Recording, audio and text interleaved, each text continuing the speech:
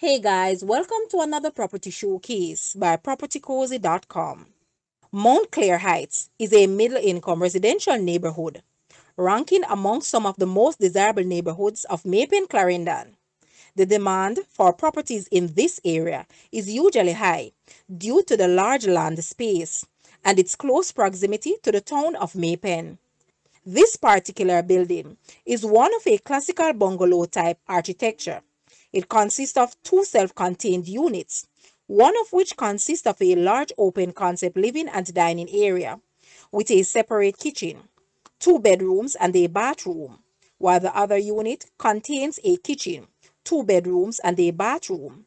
If you are a civil servant that needs an extra income while being employed in the town of Mapen, this would be the ideal location for you and your family. Guys, let's take a look at this house, and please watch the entire video for more details at the end.